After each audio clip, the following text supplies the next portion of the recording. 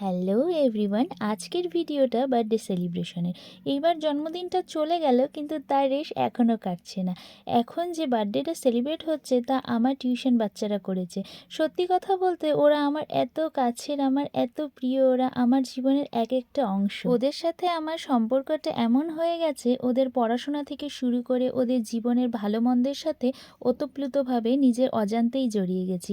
একদিকে ওদের যেমন টিচার, আবার মনে হয় ওদের বন্ধুও হয়ে গেছি। হয়তো একজন শিক্ষকের আর ছাত্রের সম্পর্ক এমনই হয়। সবার পরীক্ষা শেষ, তাই ওরা এসে হাজির, মিস কেক খাও। আমি যেহেতু কেক বানাই তাই এই আবদারটা ওদের সবসময় থাকে। আরও যে কত রকমের আবদার আছে ওদের। আমি ওদের বলেছিলাম চিলড্রেন্স ডেতে খাওয়ানো হলো না, কিন্তু এক্সাম শেষ হলে সবাইকে খাওয়াবো। তাই বলেছিলাম কি খাবি তোরা?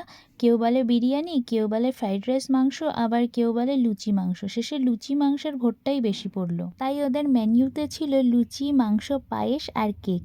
ওরা এসেই ডেকোরেশনের কাজে লেগে পড়লো, আর কয়েকজন বাজারে গিয়ে সব জিনিসপত্র এনে হাজির করলো। এদিকে রান্না করতে লেগে পড়লাম। মাও অনেক সাহায্য করে দিয়েছে, কারণ একার দ্বারা এত সম্ভব ছিল না। স্টুডেন্টসরা এসে লুচি বেলে দিল, লেচি কেটে দিল। ওদের উৎসাহ আমার কাজকে ছাপিয়ে চলে গেছে। কিন্তু ওদের একটা জিনিস আমার খুব খারাপ লাগে, সেটা হলো উপহার।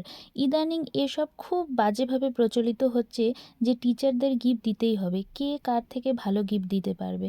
সবার মতামত এক নয়, কিন্তু তোরা আমার এই ভিডিওটা দেখবি জানি, তাই তোদের বলছি এই গিফটের আমার কোনো প্রয়োজন নেই। এই যে রাস্তাঘাটে দেখা হলে কথা বলিস, মিস বলে সম্মান দিস, এই জিনিসটা যেন সারা জীবন থাকে। তোদের যেন আমি এতটা সুশিক্ষা দিতে পারি যাতে তোদের দেখে ভবিষ্যতে আমার গর্ব হয়, তোরা জীবনে অনেক সফল হ। একজন শিক্ষকের তার ছাত্রদের কাছে এই আবদারটাই রইল।